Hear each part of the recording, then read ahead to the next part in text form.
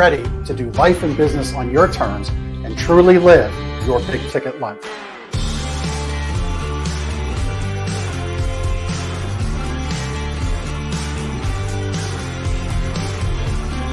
You either make excuses or you choose to level up.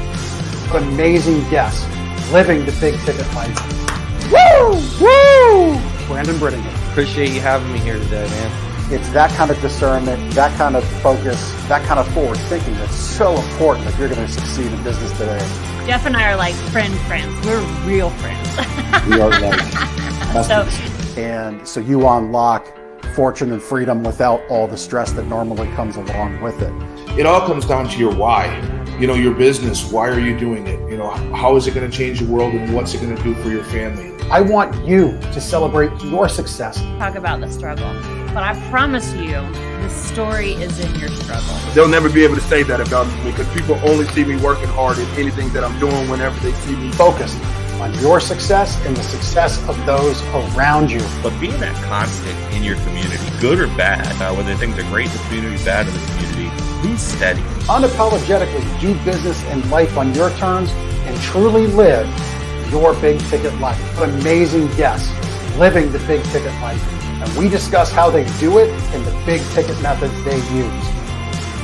The things that make your life successful so you do life and business on your terms. In and of itself, the only limitations that we really have on ourselves is the ones that we allow to be put on ourselves. And most people don't look at it in that perspective. There's nothing wrong with being humble, but there's also nothing wrong with stepping into your superpower and letting people know who you are.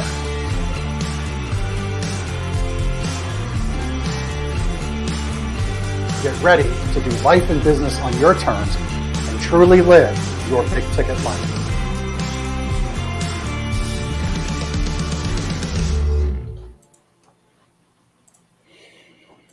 All right. Well, I have been thinking about this episode and today's guest all weekend, which is a feat because it was a 4-day weekend. July 4th weekend was this past weekend. Recording this episode Tuesday, July 5th, second half of the year. Hope you're going to make the second half of your year fantastic. And, you know, our guest today, we're going to get into advertising and marketing. And that's one of those topics that just makes my head spin with ideas and opportunities. It's where my core lane is in all of my businesses. So my guest, John Follis, is someone who was fired 4 times in advertising, told his advertising sucked and shouldn't even pursue a career in advertising. And despite all of that, launched a successful ad agency on Madison Avenue, gaining many awards, being recognized as one of the 12 best agencies on the Avenue, and has continued on in his career, throughout his career, evolving into digital marketing, helping small businesses, being passionate about charities. John, welcome to the show. Hey, Jeff, glad to be here. Yeah, I'm glad you're here, man. I'm very excited about having you on. I really do mean that. I know like that's kind of like what every host has to say about their guests, but this is one of the, what we're going to get into is one of these topics that's like right in my lane. I'm in my upstairs office where we record, but if I was downstairs, you would see all of the books that I have on advertising and marketing. And so I just love the topic. So thanks so much for taking out the time to be here. So in the pre-show, I asked, John, what are you up to today? So why don't you share, just real quick, share with our listeners kind of the weaving journey of John Follis and what you're focusing your time on today and why you're doing the show. Yeah. So I graduated Syracuse University, which is one of the top schools in the country for advertising, especially if you're on the creative side. I was I started out as an art director and developed a talent for writing. So once I got into working, I used both design and writing skills, and didn't go to New York right out of school. I was intimidated by New York. I grew up in Connecticut, and I'm not really a city guy, so I was afraid to go there directly. But after 5 years working in other cities, decided it was time for the big leagues. Moved to New York, and proceeded to get my ass kicked, which is what I feared in the first place, because I don't know if there's any city in the world that's a tougher place to work than New York City, especially in the advertising business. Just very competitive, a lot of big egos. And, if you don't smile at the right person in the elevator, you can easily get thrown out of an agency if you just don't know how to, play the game. And I was not good at playing the game. I didn't really understand office politics. And that was one of the main reasons I didn't do well in the corporate environment. So of the 30, 35 years, I can say I worked in advertising and marketing. It was only about 7 years working for other people. The other 28 or so years was as an entrepreneur. So after getting fired is when I kind of was forced to look at things differently and began freelancing, which was the beginning of my entrepreneurial experience. And after a few years of doing that, attracted the attention of a business guy who was excellent at business development. And in a very short time, the two of us started picking up clients.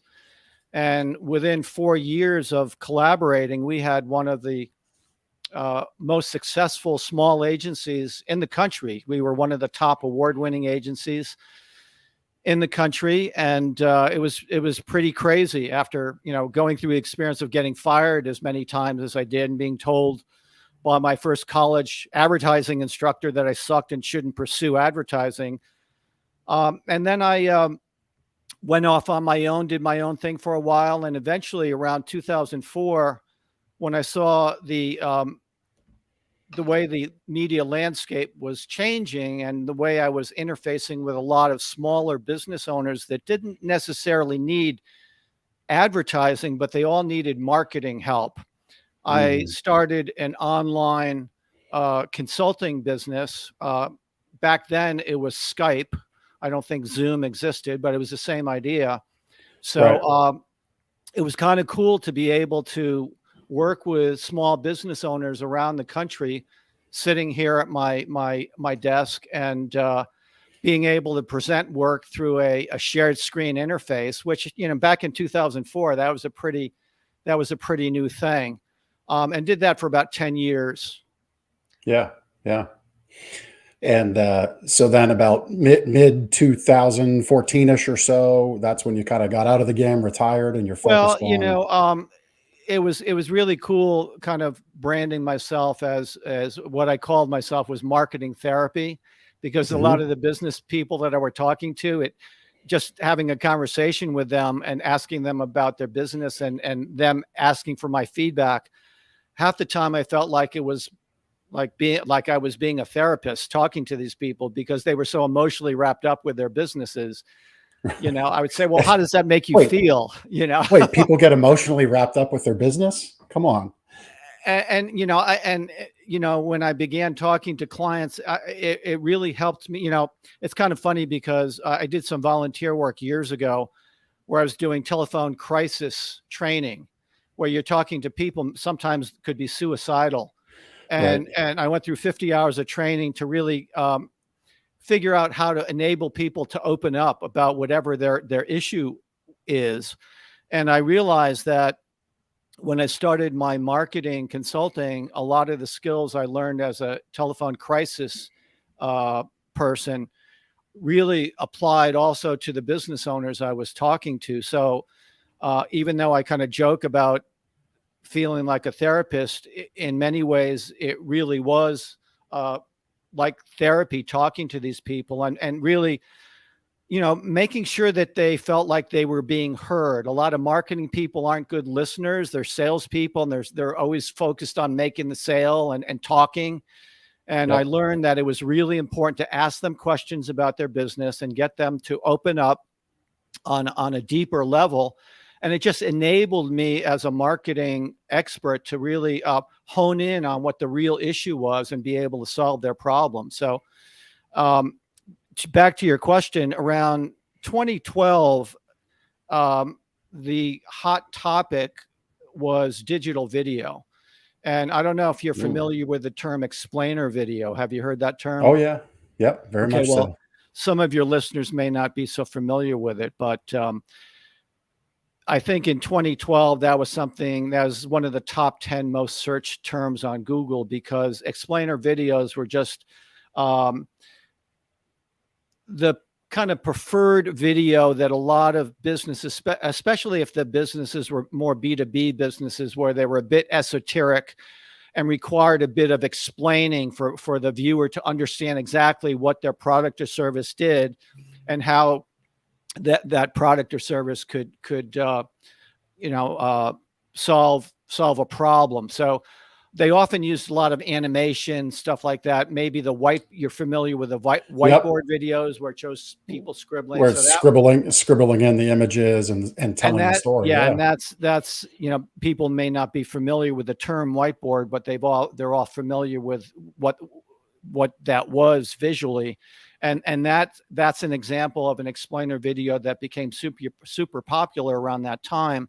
And being the creative person that I was, I realized that as much fun as it was being a marketing consultant, that if I could tell people, when people ask me what I do, if I could also mention that I do really effective videos that can help promote their business or service, that would be a real asset for me to offer any small business owner. So that's when I kind of, I didn't stop doing marketing consulting, but I added another element of that, which I called big idea video. And it wasn't exclusively explainer type videos, but it was all digital video that would go on their website or their YouTube channel. And back in 2012, even now I'm amazed, Jeff, how few people really realize that you can't have a business in 2022 and not have a lot of really good video content. And I'm talking 10 years ago. And back then, I would say most business owners that I talked to, if they had any video, it really sucked. So marketing is kind of such a big, broad, and ill-defined word that can mean anything to anyone. But when I said digital video on your website or online, they all knew what that was. So that was a nice thing to be able to offer. So that's when I got into that, starting about big idea video went up in 2013. And that was a focus from that point up until recently. Yeah. Well, speaking of video, we had, no surprise, I like the video medium. That's why we do this show live. Right. It's the only downside of podcasting in this format is it does constrain your schedule to whatever your production schedule is, weekly, daily, monthly. You have to be in a spot, whereas if you just do an audio podcast, you could record an episode from a vacation, from a business trip, breakout for the time being. But this is why we do video, because we create really great video that looks good, is pleasing to the eye, and then we take it and break it out into these microdoses down the road, and we get a lot from it. But one of my friends, business associates, we looked at him, Chris Kurtz from Media Twist Group. Boy, this is a guy doing a lot with video and actually bringing 3D video into advertising. Bringing the metaverse forward in a way that makes sense to people. Yeah. He's doing just some amazing stuff. You guys would definitely have a lot to connect with on. But you said, small businesses don't need, your agency was kind of created around small businesses who didn't necessarily need advertising, or you focus on business owners who didn't need advertising, but they needed marketing help. And those are two words that I think a lot of people, well, I don't think, I know, and a lot of people are confused on. So why don't you share your definitions of the two and why certain businesses need both and why certain businesses need marketing? Yeah, well, when I was a co-founder of my ad agency, running my agency business in the 90s, the clients that we were working with had dedicated advertising media budgets. So the question for them wasn't so much whether I do advertising or marketing. They knew they needed advertising because, again, this was the mid 90s, so it was pre-internet. And the businesses were big enough to justify an advertising budget. So they were just trying to find the best agency to do their advertising. But as time evolved and the media landscape evolved, and the mid 90s turned into the late 90s, more and more, especially smaller businesses, were starting to ask the question about, well, what do I do online? And how do I don't have especially when I left my partnership, I was kind of, I had a couple people working for me, but I was interfacing with smaller prospects. So when I was networking, the people I were talking to didn't have big businesses. They didn't have a dedicated advertising budget. So that's what I mean by saying when they heard the A word, they would kind of politely walk away from me and get another drink, because to them that they just figured that I was a guy that was too big for them, because I was looking for someone with an advertising budget, which they didn't have.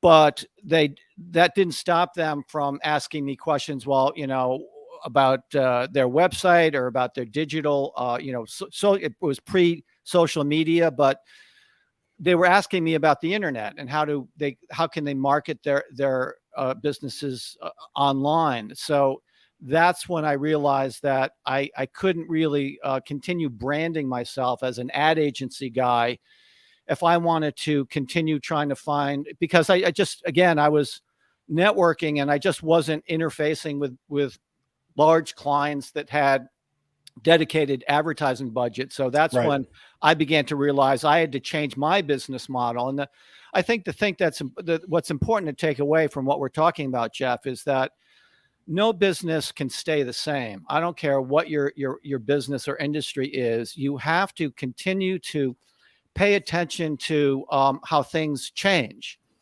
because nothing is going to stay the same. And if you don't have your fingers on the pulse of where things are going, not just where they are now, but where things could be in the next 5, 10, 20 years, you're going to find yourself, trying to catch up. So that's when I would take my cues, as I would always try to pay attention to what I needed to be, 2, 3, 4, 5 years from where I was now. And that's when I realized that advertising and ad agency was kind of an old school model, that maybe it worked in the 80s and 90s, but not so much for me, after the turn of the century. So I guess that's a lesson for every small business owner, I think. You'll like this. So, John, you'll love this. I'm going to give you and Chris Kurtz, again, the gentleman I said earlier is tuning in. The fact that we've been able to keep Chris Kurtz, who's like a mile a minute Tasmanian devil, Svengali of marketing, on the line for 18 minutes means we're talking about something important.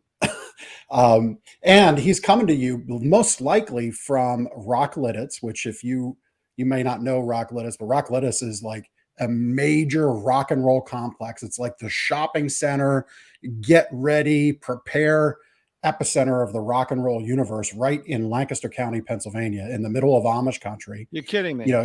No, you have like Rolling Stones come in there, Sammy Hagar, Journey, Justin Bieber, Selena, every music artist you can think of comes to Rocklititz to prepare for their stage sets, their sound. They go through their tour, set up and tear down and show run through. Wow. So I just say that because you said in the pre-show, right now you spend some time playing guitar. Well, he's like in guitar mecca, kind of. Some of the greatest guitar players come through there.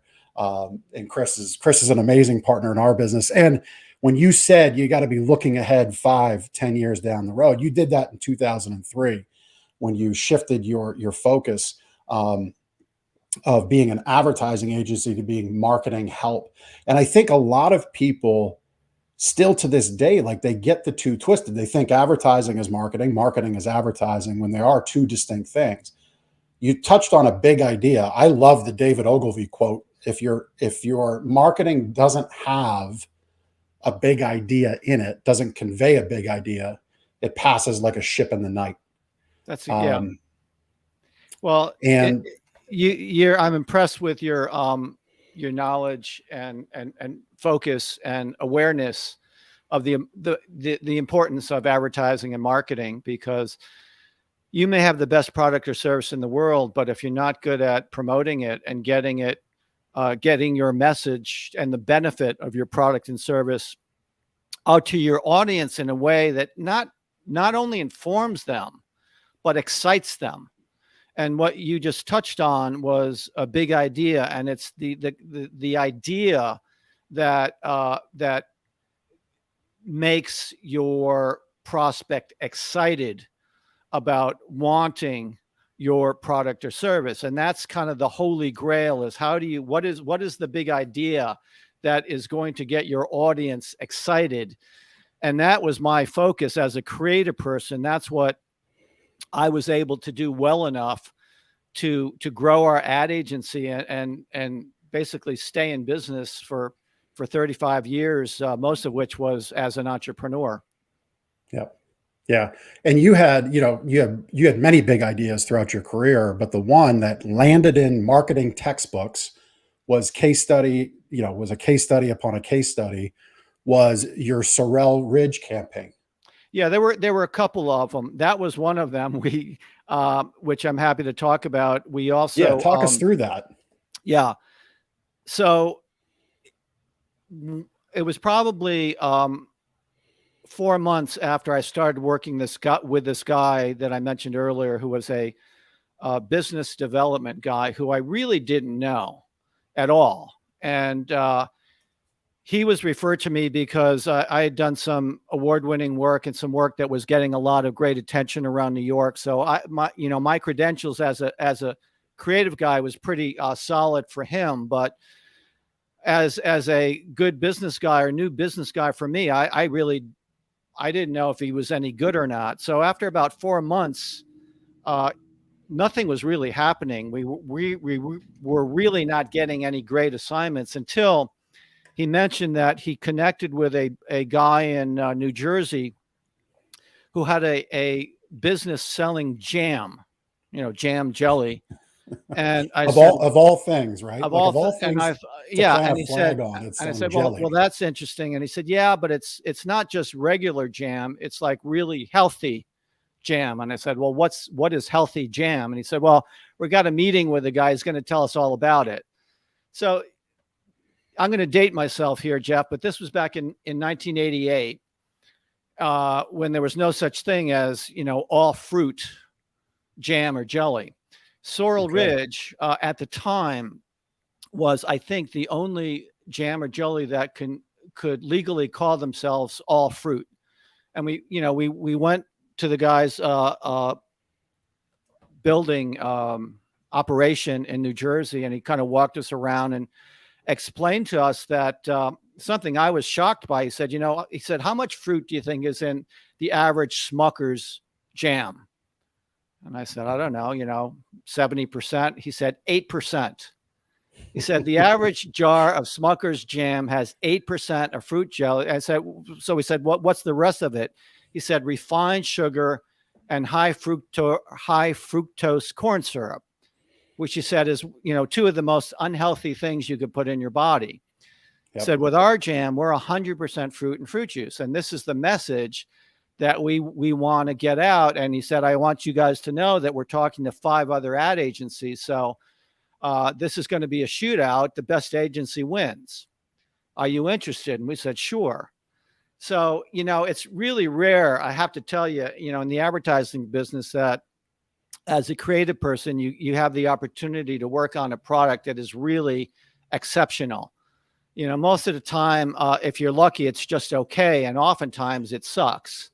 Right. And the whole idea of the advertising campaign is to mask that over, of course, and just beat the consumer about the head through the which brings up all kinds of ethical issues, to the person who's the creative guy, when you really know that the product isn't as good as you're presenting it to be. So I mean, I could not have been more excited. And listen, it really helps as a creative person when you're really, really enthusiastic and excited about the product because you know it's a great product. So I was thrilled at the opportunity. And here's the other thing I should mention.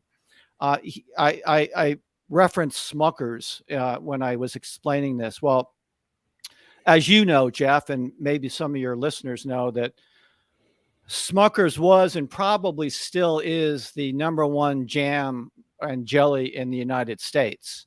They've been around forever. And do you remember what their tagline is, Jeff? I just looked at it this morning because I was doing some prep work for our show, but it was something along the line. I know that you painted a beautiful picture of Okay. it pointing to Well, Sorrel Ridge. So why don't uh, you take the yeah. listeners through? Well, Because I don't want to butcher it. I don't know, I don't know how much advertising they've been doing in the last decade or so, but certainly in the, when I grew up in the 60s and 70s, everyone knew with a name like Smuckers, it has to be good. That's it. That was So, it. Yep. this was the giant that we were having to slay. We were like David, and he actually told us, he said, listen, everyone knows Smuckers and their product sucks. So if you want to do something competitive with your advertising that mentions Smuckers, I'll be open to an idea that does that. So it's not often that a client will be willing to give us permission to do something like that. But he had a personal experience with the owners of Smuckers, who apparently insulted him and told him that there was no market for a healthy jam. Mm-hmm. And because of that reason, I think he wanted to kick their ass. So we also thought it was a good strategy because, listen, when you have a product that no one has heard of, and your competition is a product that everyone has heard of, and your product is better, it's almost stupid not to do a competitive execution that mentions the product that everyone knows, if you could tell them why you're better. Right. So that was what we decided to do as a creative execution. Just as a little side note, Yeah. The gentleman being challenged by Smuckers, you being challenged saying your advertising sucked. I've had in my career similar things. The big genesis for me was getting eaten up in the corporate world and spit back down the ladder and being told to take it. And I just said, no, thank you. And I walked away. 20 years later, here I am, actually this summer.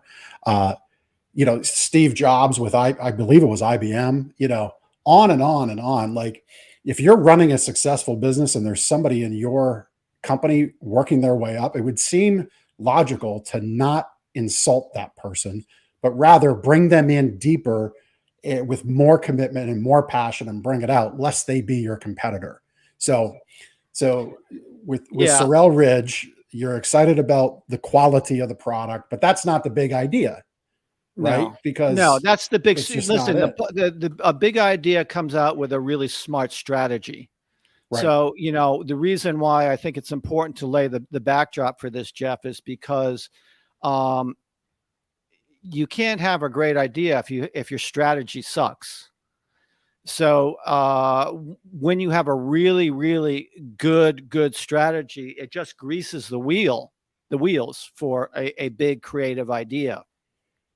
So the backdrop was set for us to then come up with a big creative idea because we had what we thought was a really effective strategy competing against Smuckers. The question was in 30 seconds, and that's all we had. And he wanted, I guess I should mention, the project was for a 30-second TV campaign.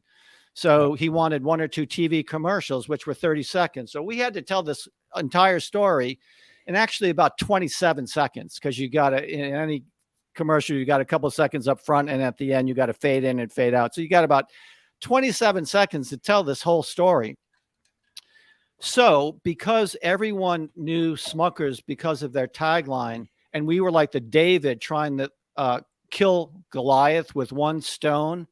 I felt if we had one stone to shoot at Goliath, we had to aim for the heart of Smuckers. And what's the heart of Smuckers? Their tagline. So my idea was to start the commercial with the Smuckers tagline. And now this is going to be hard for people who don't have a video version of this podcast and are just listening to it. But at the top of the screen, I had the words, with a name like Smuckers, it has to be good. And where are my hands? Okay. And on the bottom third of the screen was the words, it has to be good. So the screen was filled with Smuckers tagline. And the announcer started the commercial by saying, for years, Smuckers has been telling you they have to be good. But the fact is, Smuckers Preserves is mainly corn syrup, refined sugar, and not a lot of fruit. And with every bad ingredient he mentioned, corn syrup, refined sugar, and not a lot of fruit, a pair of hands came up from the bottom. I'm doing this in reverse. This is why I'm having a hard time doing this, because this is reverse on my screen. But a pair of hands would come up from the bottom of the screen. There we go. And put up and patch over it. It has to be good. It has to be good with, it might be good. It could be good. So it would be with a name like Smuckers, it might be good. It could be good. Ending with, is it really that good? And then finally, and again, this is as the announcer just reading what's in the ingredients. The fact is that Smuckers is made with mostly refined sugar, corn syrup, and not a lot of fruit. Fortunately, there's something better. The whole scene changes to a beauty shot of the Sorrel Ridge jar surrounded by fruit. And fortunately, there is something better. Sorrel Ridge with 100% fruit and fruit juice. It has to be better. And that's what our tagline was. We just played off of Smuckers' tagline by saying, with Sorrel Ridge with 100% fruit, it has to be better. Just very, very simple stuff. Yep. But in 27 seconds, we pointed out that Smucker sucks and we're better. And sales went up 90% in the first 30 days. Wow. Nationally. And he spent, I think, about $350K in the first 6 weeks running this spot in various markets around the US. And because there was, you rarely, unless you have a direct response advertising message, it's really hard sometimes to see a direct correlation between the advertising and the response. But when he was able to determine that in the first month, sales went up 90% after running these TV commercials in, I think, 3 different markets around the US, he put another, I think he scraped up another $750K that he just dumped into the media, just running the spot in those same markets, continuing, and maybe a few other markets around the US, and ended up, anyway, this is the campaign that became a Harvard Business case study, because of, with a product like anything that's on the shelves of the grocery store, the big thing is called slotting allowances, where you want to squeeze your product on the same shelf as Smuckers, and it's hard to get grocery store owners to give you that space if no one has heard of your product. So that's the challenge for any new product, especially when you're competing against an industry leader, whether it be Coke or Pepsi or whatever, to get that shelf space. So it was because of that more and more grocery store owners around the US were enabling his product to be put on the shelves, and sales just went crazy. So that was, it's very exciting. I love winning advertising awards, but what I'd like more is having a client tell us that you helped increase our sales. That's what really excites me. Well, I'm going to put a little pause here. So I'll make a connection after our show, but Chris Kurtz Media Twist Group, his agency sits at the Rockledge campus. He has invited you down anytime. And if you choose to come down to Pennsylvania to see this campus. You know, somebody who likes to play guitar, somebody who I'd imagine is into music, you're going to love it. But Chris is also doing work for us. You commented it's going to be hard in audio to get the idea of this campaign. Chris was kind enough to put the link to, I believe it's Harvard Business School, the .edu site. So the link's right there. And it'll be in the show notes. It'll be in the comments where you watch this video.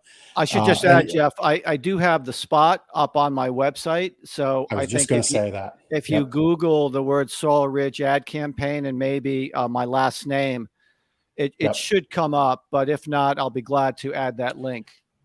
Well, and I think the lesson, I know the lesson for people listening, and I'm so glad we went through that, is a couple things. One, you can slay Goliath. You just have to have the great idea, right? You can take, it might not be one smooth stone. It might need 7, just like in the Bible, right? But, you know, if you think through the strategy to the big idea and get it, it will work. Like where I met Chris, we were shooting a full-blown infomercial to run on television for our retail mattress store that I co-own, with the idea that we're going to chunk down content, into 3-minute chunks and then chunk it down further for more quicker bites. So it was all produced with all of that in mind. And our big idea there, and I'm actually drinking from the little swag that we give out for it, less snore, more cuddle. This is the benefit our mattresses give you as a husband and wife sleeping together. And for us, that's our big idea around those types of products versus saying, hey, it's on sale for 4th of July. Right. Get this free, get that free. You know, we paint the benefit story. We paint the idea that these things you're struggling with can be fixed, and no, you don't have to sleep in 2 separate beds. But having the marketing do your work for you as a small business is so important. So why do you think people don't think through this enough? Why don't they focus on solving their marketing messages and ideas problems? Well, they think they do. You know, many of them, I listen, you know, so I've been working with small business owners for the better part of 15, 20 years. You know, first when I went off on my own and still in the late 90s was working with smaller clients with my ad agency. And then from 2004 for another 10 or 15 years working with sometimes solopreneurs and smaller business owners around the country. So I have a lot of experience knowing what small business owners think. And the problem with it is that, number one, they're not marketing experts. Okay. They're not trained in marketing. They just don't have the experience. They don't know they don't know as much as they need to. Most of them, not all of them, you know, I mean, obviously you're a small business owner, Jeff, and you seem very savvy about marketing, but I would say you're the exception, and, you know, right. Maybe you can agree with that. But I think it comes down to, you have a lot of people that get into a business because from the tactician perspective, they're excellent. Be that an HVAC tech, be that, having a car detailing business, roofing, being a dentist, even, you know, the tactical stuff, they're very good at, very personable. Maybe it's a generational family business dynamic. Right. So that it's literally in their blood in some cases. And, so I think that if you don't carve out the time to study the craft, as I have, right, which my business partnership has allowed me to stay in my visionary lane, which a lot of people don't even understand. There is lanes of your skill and expertise versus my business partner, who's an integrator. He stays in his lane, and we come together for the common goal of growing our business and helping our customers. If you don't have that core focus, it's very hard. And you often get stuck in the weeds of the thing as opposed to marketing the idea and the benefit. So sorry to break in there. They shouldn't be marketing experts. They should be good at running their business and doing the stuff that, you know, made them have a business to begin with. So, to be an expert at marketing, that requires that's a full-time job. I mean, I was as passionate about marketing and advertising in my business as a lot of the business owners were about their business. So, I don't think you know this, Jeff, but one of the things as a marketing, being in the marketing advertising profession, I really had to pay attention to what was coming down the pike with the media. So, Mhm. and when I mentioned video in 2012, I mean, I was involved with video in the mid to late 90s. So it wasn't 2012 that I got involved with it. I just got more into it then. But take podcasting, for example. Podcasting became a thing in 2005. And when I heard about it, I said, I got to learn about this. I had my own podcast called The Marketing Show with John Follis in February of 2006. Wow. And I did it for 7 years. So, I didn't want to just be able to reference podcasting when I was talking to with my clients. I wanted to have experience with it. When I heard about blogging around the same time, 2006, 2008, I knew I had to have a blog. So I had experience with it. So, that was one of the things I could share from my own experience when I'm talking to my clients and they're asking me whether or not they should have a blog. I could talk from my own experience of having had a blog for a while.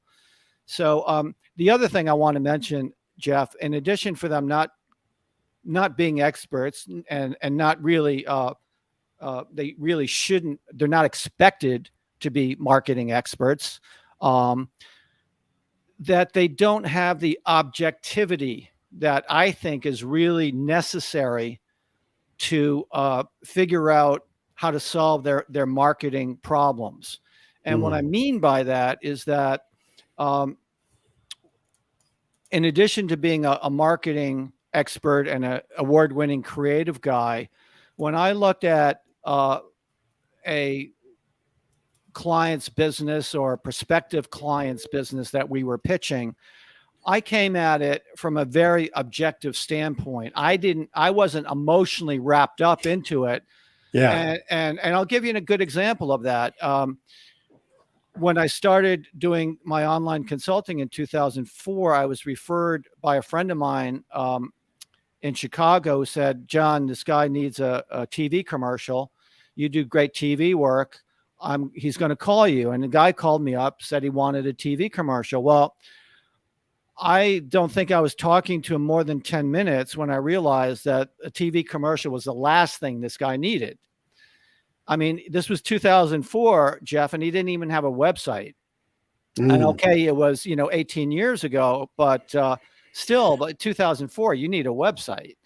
Yeah. I mean, there were people in 2004 that had made tens of millions of dollars off of websites at that point. So when I realized after talking to this guy for just a few minutes that he was talking about a website, I mean, he was talking about a TV commercial, and I was doing my initial marketing therapy kind of work, just trying to, understand his business and understand what's going through his head. And I as much as I didn't want to talk myself out of a project because, I would have gotten paid pretty well to do a TV commercial, I just couldn't. I wasn't the kind of person. I've never been the kind of person that did things just for the money. Right. I always take a long-term approach to everything that I do. And he might have disagreed with me about the fact that he didn't need a TV commercial, and he might have said, "Fine, I'll find someone else to do it." But I took the chance and explained to him why I felt it was important for him to focus on some other marketing issues, like having a website. And then maybe down the road, if he still wanted a TV commercial, I'd be happy to do that for him. But I felt he needed a website. He needed to brand himself better. He needed a better name and branding and things like that. Yep. And fortunately for me and for him, I think because of the fact that that I wasn't presented to him as a marketing consultant, my friends still saw me as an advertising guy who did great TV commercials. When I explained to him that I had recently started this thing called marketing therapy that allowed me to work with clients like him in a consulting capacity, he actually got excited about it and said, well, let's start with that. I really like what you're saying, and let's try that for a couple of hours. I'd like to hear more of what you're saying. I think what you're saying to me makes a lot of sense. And I ended up working with the guy for probably a year and a half. He just kept, I would sell my marketing consulting in packages of hours. So I think he started out with 5 hours, and we went through that, and he was impressed by what I was able to do for him in that time period. And he bought another package, and then he started buying 10-hour packages, and ended up, again, we worked together for, I think, year and a half, close to 2 years. And it was, it was a great experience. I never met the guy personally. I just, and we didn't even have video back then. So I never even saw his face. It was just through Skype, through the voiceover thing. Yep. But we had a great relationship, and he was really happy with what I was able to do for him.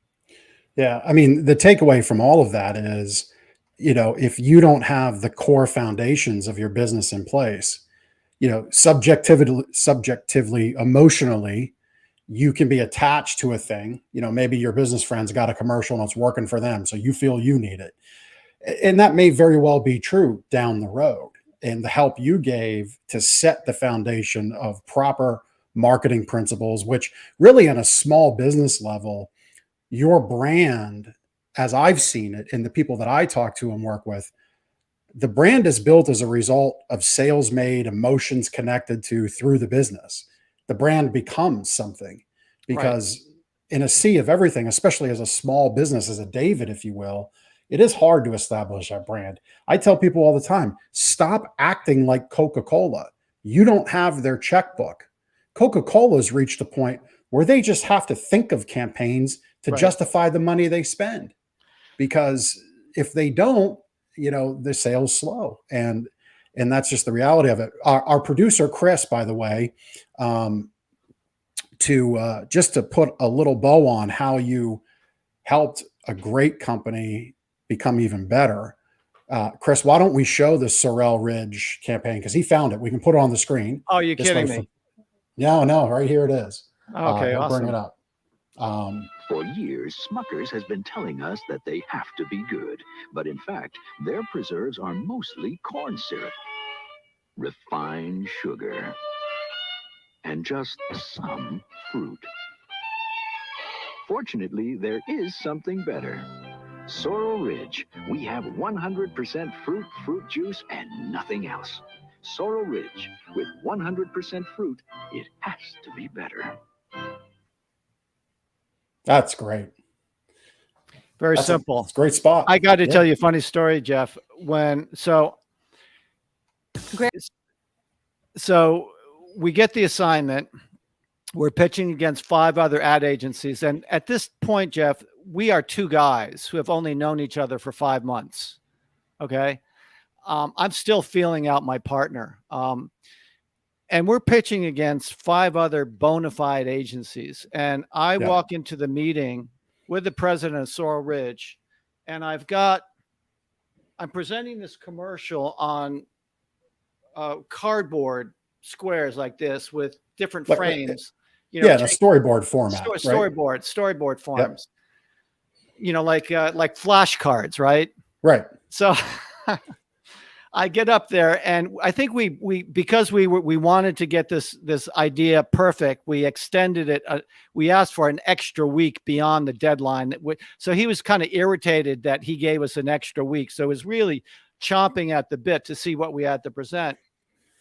And I stand up in front of him, and the first thing I show him is a cardboard with the Smucker's tagline on it.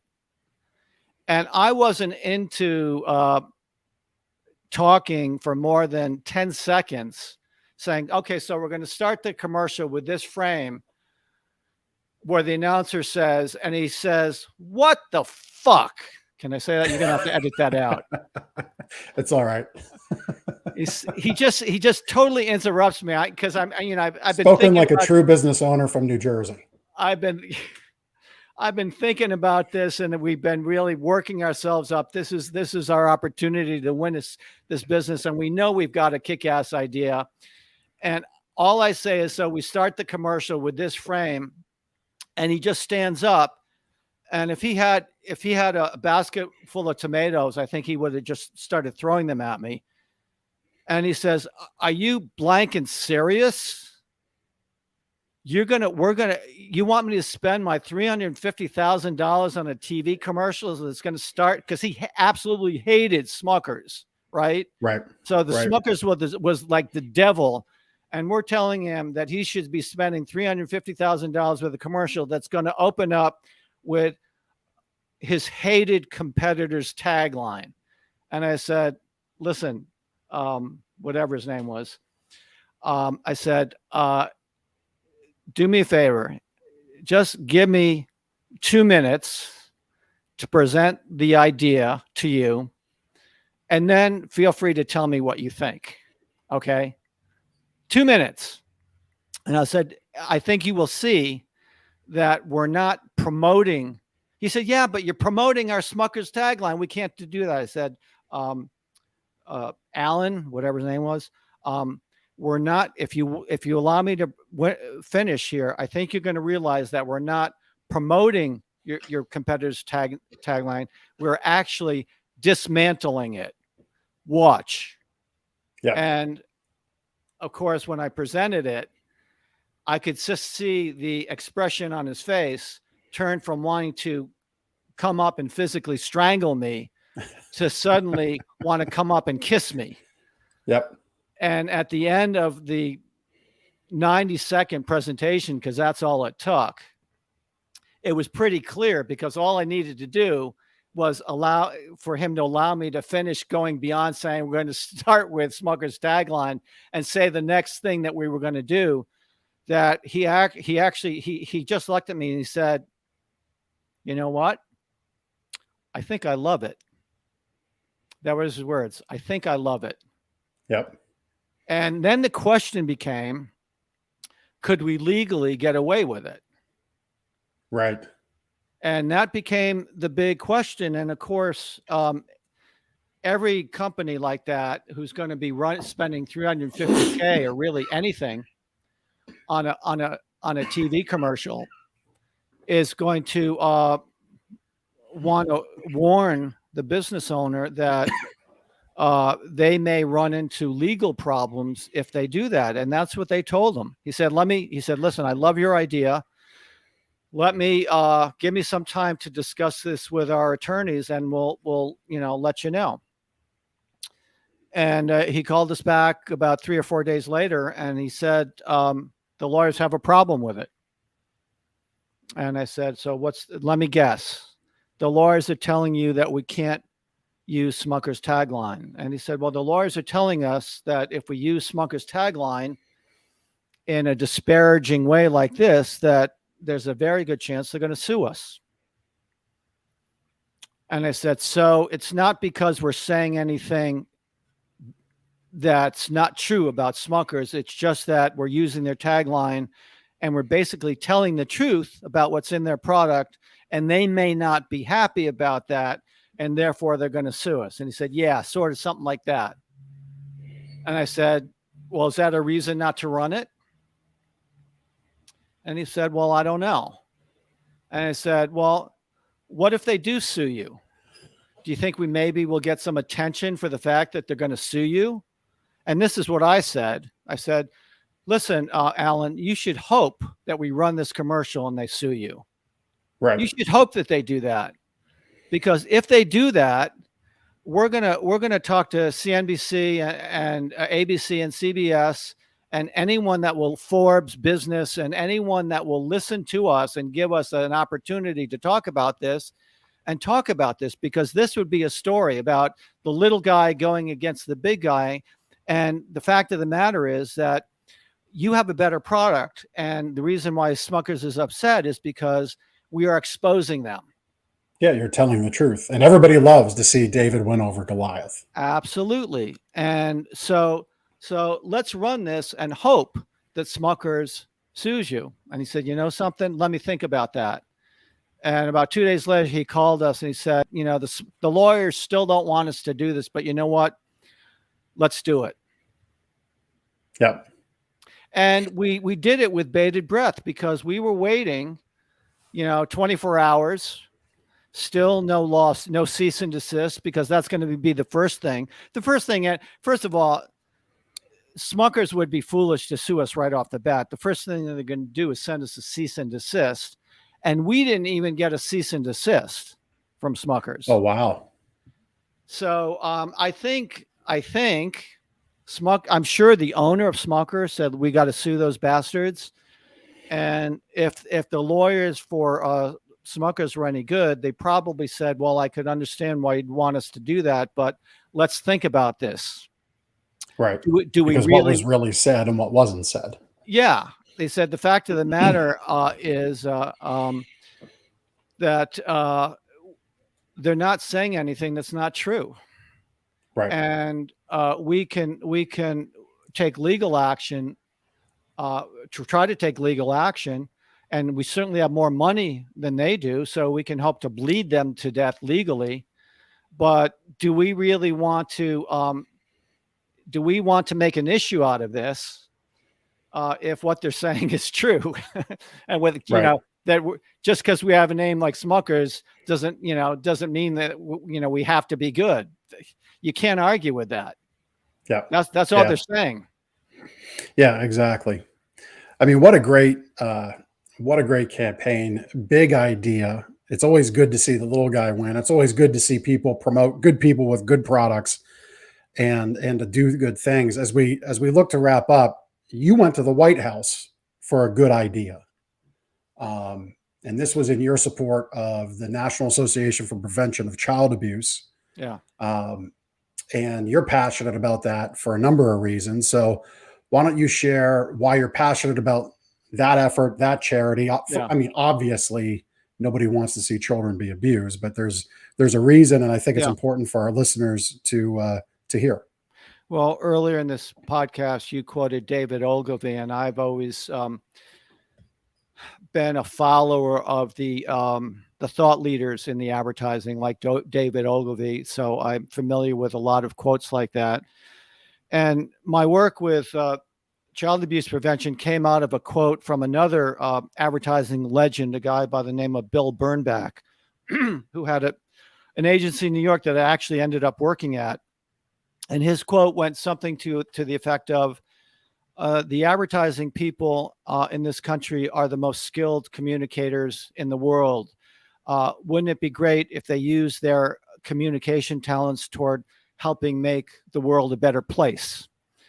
Which was, a way of saying get involved in more public service causes. So I stumbled on that quote at some point when I was in my early 20s and kept that in mind throughout my career, starting, from that point on. So whenever I had an opportunity to devote my time and talent toward causes, I would try to do that. Now, the campaign, the work that I did that you referenced, Jeff, was something that I kind of fell into. I just happened to be watching TV one night. It was a PBS special on the life of Adolf Hitler. It was a documentary. And during that program, it mentioned that Hitler was abused on a regular basis by his father, which is no surprise when you think about it. But it was a fact that I was not aware of at the time. And we're talking, this was about 25 years ago.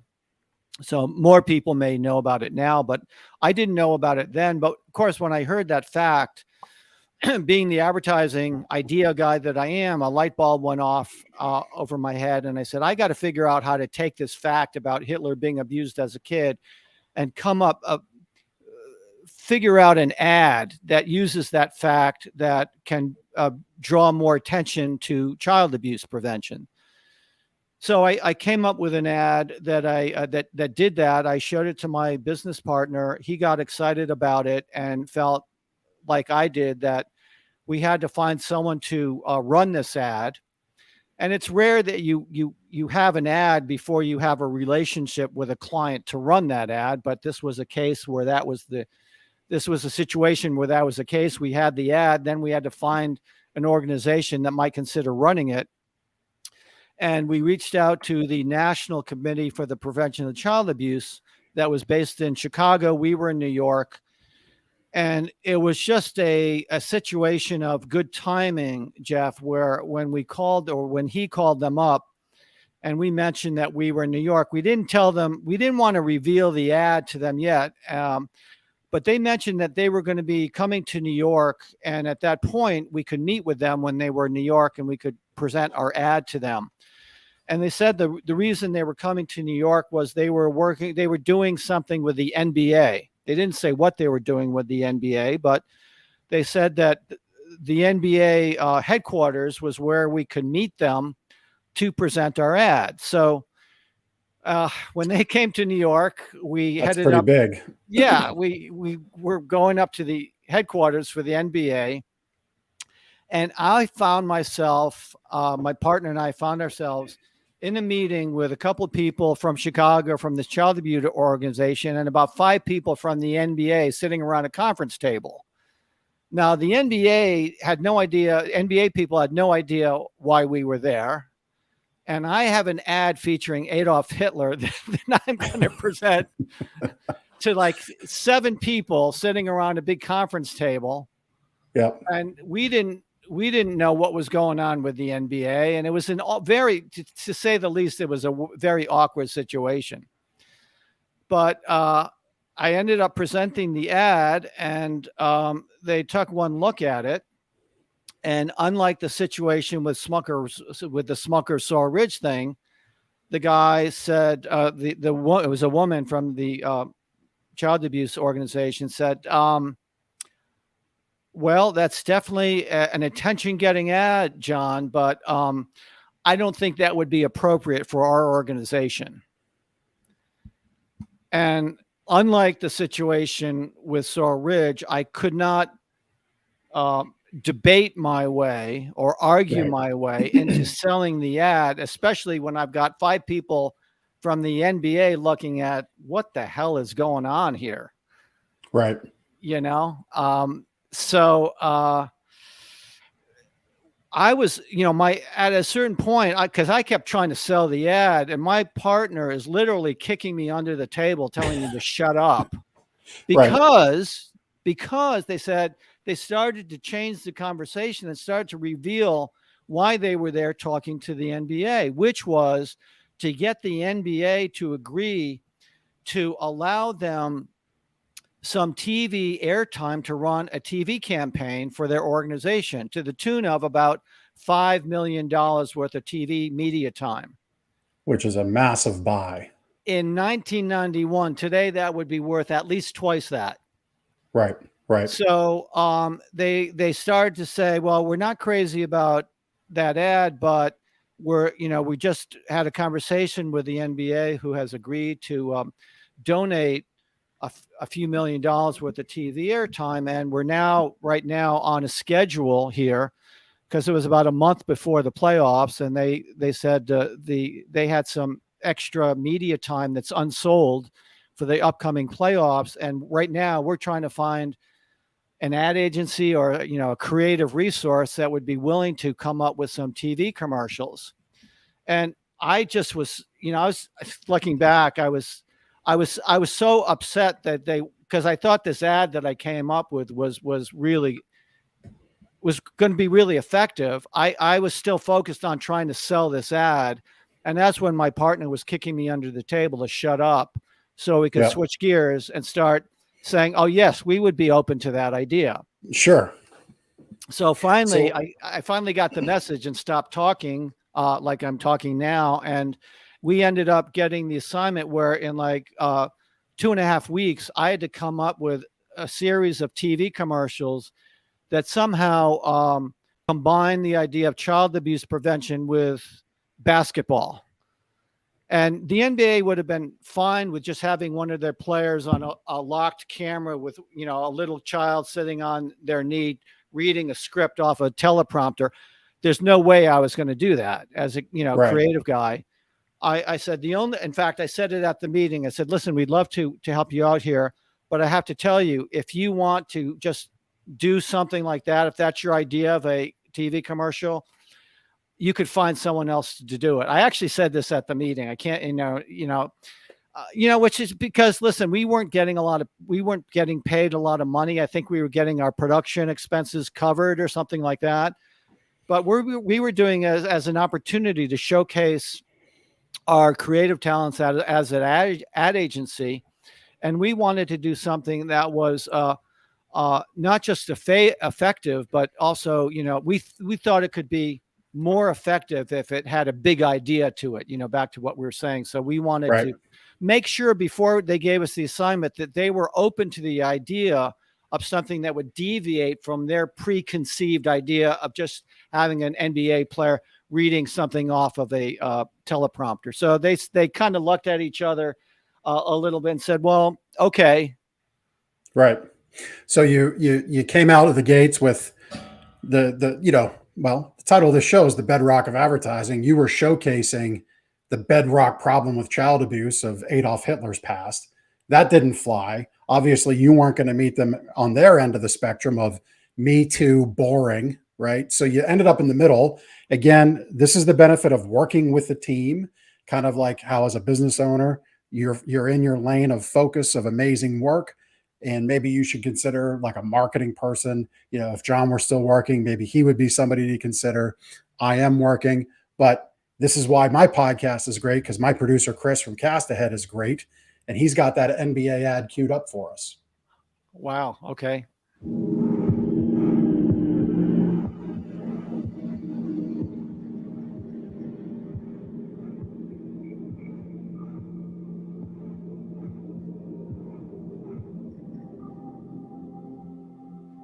If it makes you nervous to have someone my size in your face, now you know how your kid feels when you're in his.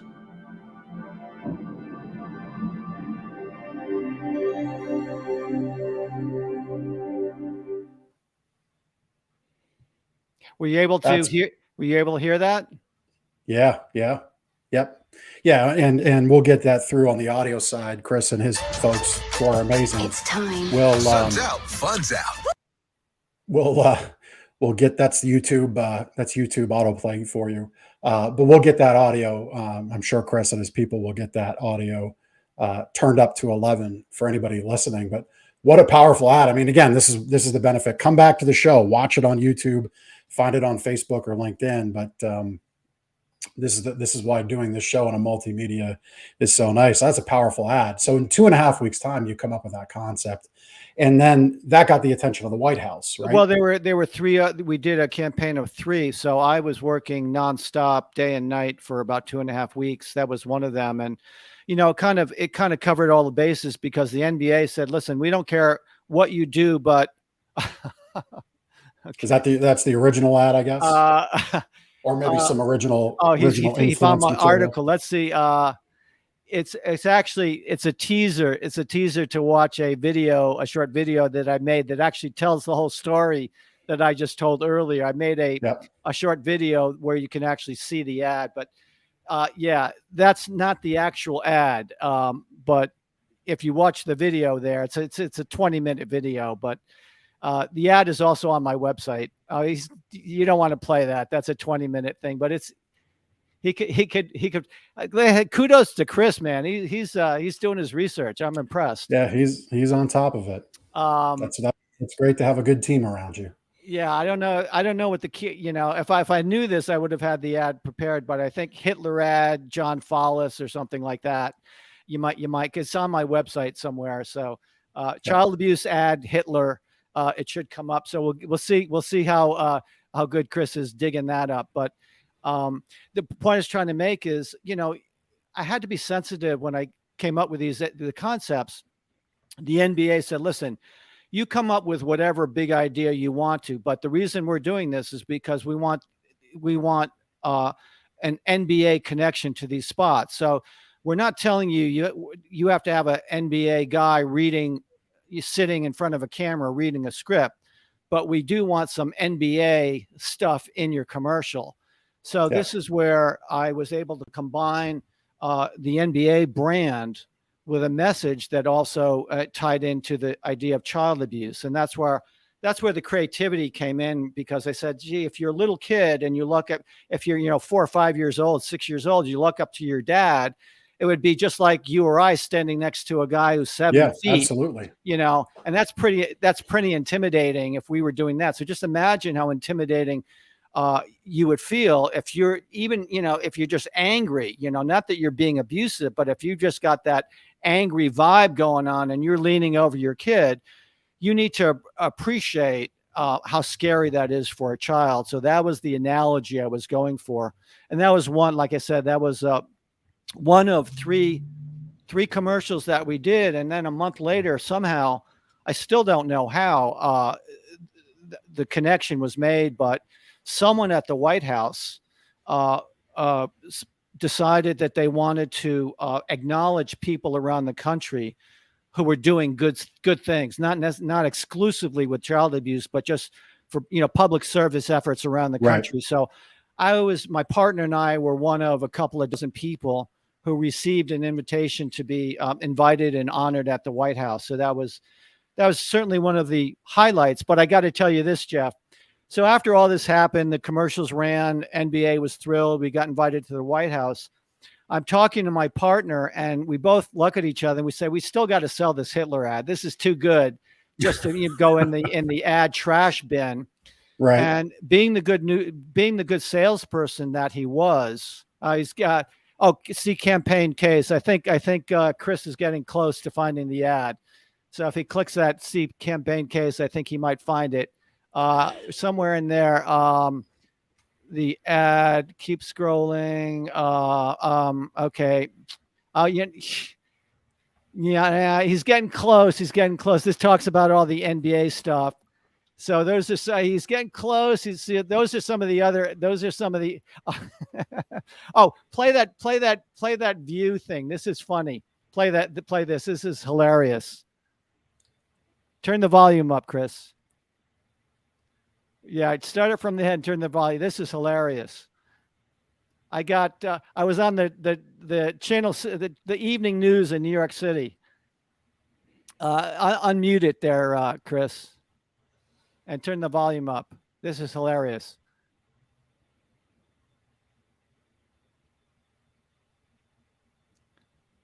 Okay, he's out. Yeah, we might have some issues there. I mean, the point being, and again, in our show notes, you're going to have, you'll be able to explore everything that is John Follis. I just want to mention, get to his site. Sorry for interrupting. What I wanted to say is that because we still had this Hitler ad, we ended up selling the Hitler ad to a child abuse chapter in Albany, New York, that ran it as a newspaper ad. And that enabled us to enter it into the award shows, which we did. And then about a month after that, I got a letter from the United Nations saying, congratulations, your ad has just received the first ever United Nations Public Service Award. So I got invited to the United Nations, where I picked up a United Nations Public Service Award that year. Yeah. Well, which the lesson is, when you do good things and they're really good and they're really genuine, they do get recognized, maybe not on a national, international level, but if you're listening, you're watching, we do it in our business. I do a show, John, just like this, video format, live stream for our retail store every week called Lancaster Connects. And it's all about highlighting local charities, local small businesses where their ethos is to do good as well. Because I don't think we should just take from the community by selling to it. We should give back to it.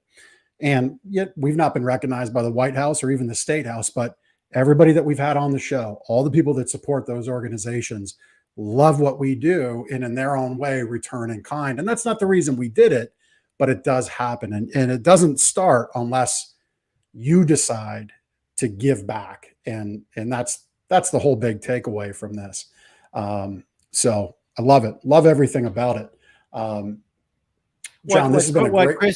What Chris is trying to show, Jeff, is that After this ad ran and it won that United Nations award, and people were calling up who saw the ad in the newspaper saying, "Can I get a poster of this? This is an amazing ad."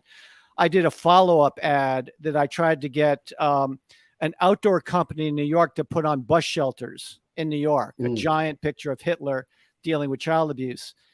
And it got rejected by the outdoor media companies because they didn't think it would be too cool for them to show a 4-foot by 3.5-foot picture of Adolf Hitler on the streets of New York City. Right. Even though it's for a good cause. And because it didn't run, I got the attention of some local news guys who made it a story because it didn't run, because it was too edgy to run. So that night I was on 3 New York channels talking about the Hitler ad that was too edgy to run. So that's what Channel 7. There it is. Another story we are following, some shocking ads designed to draw attention to the issue of child abuse. Doug Johnson is live for us to explain how what seemed like a good idea has now come under fire. Doug. Roz, the effectiveness of bus shelter ads seems to vary from product to product. Certainly we've seen some pretty hot ads lately. However, one proposed public service bus shelter ad apparently is just too hot to handle. Some abused children grow up to become famous. Find out what you can do to prevent child abuse. This is one of a series of anti-child abuse ads prepared by Follis Advertising. They point out that famous murderers were abused as children. This company has also done more subtle ads that you see during NBA games. Now they want to put an ad in bus shelters pointing out that Hitler was abused as a child. The company that leases the city's 3,000 bus shelters was going to run the ads for free, but says the Hitler ad is too much. The advertising agency says it ran print ads with Hitler and Mussolini and can't see why this poster would not be effective. I can't imagine how people would see this, such a striking visual like this, and not go down to the headline and read the headline and understand what the ad is about. The anti-child abuse group in Albany that hoped to get the free ad says they're disappointed. They never intended to portray Hitler as anything but the monster that he was. They just want to use a little shock value to point out the prevalence and the horrors of child abuse. We're live at the Upper West Side. Doug Johnson, Channel 7, Eyewitness News. Well done, Chris. Yeah, yeah. Well, I mean, obviously a lot of lessons in there, but you got them talking about your agency, which was great, in and of itself. So yeah, listen, I've geeked out on our time together because, again, like I said, right at the beginning, this is something that I love to do. It's my lane. It's one of my core focuses in our business, in our retail business that I co-own. And John, this has just been an absolute pleasure to have you on the show. We've been putting your contact information up. Obviously, you said at the beginning you're kind of a little more retired than not these days, focusing on your passions and pursuits there. But if you want to connect with John, you can go. We have all of his links in the show notes and in the posts for this episode, so you can connect with him there if you're so inclined, and just study the greats. And John, I mean, I put you in that. This has been awesome to have a legitimate Madison Avenue ad man on my show, because like I said, if you could see my office downstairs, you would see that I do study this and have a lot of material to pull from for my influence today. So John, this has just been a pleasure. Thanks so much for being on our show. It's been a blast, Jeff. Thanks again for having me. I really enjoyed it. Yeah, well, thank you. And hey, we'll see everybody next week on The Big Ticket Life. Take care. Thank you so much for taking the time to listen to this episode of The Big Ticket Life. You've heard from another amazing guest living their own big ticket life, and now it's time to live yours. First, I'd love for you to take me up on my free gift to you. Claim your gift at gift.thebigticketlife.live. That's gift.thebigticketlife.live. See, all your life you've been told what is and what isn't possible by the loudest voices from the cheapest seats. It's time to finally do life and business on your terms. Sure, you've heard similar things, but without clarity on what can be done, it's easy to have your customers, employees, maybe even partners, and your spouse keep you from truly living a big ticket life. My big ticket methods shift you into that investor seat in your business, away from commodity and away from competition, into a market of one, so you can finally live your own big ticket life. So my gift to you is for you to book your discovery call today, where we'll uncover first the Chivo behaviors, those chief everything officer behaviors that hold you back, and why moving into the investor seat in your own business is critical. 2, we'll uncover the premium position that's up for grabs right now in your market that you're missing out on. And 3, which big ticket methodologies are just waiting to be dropped into your business to explode your sales and profits. So again, thanks for listening to this episode.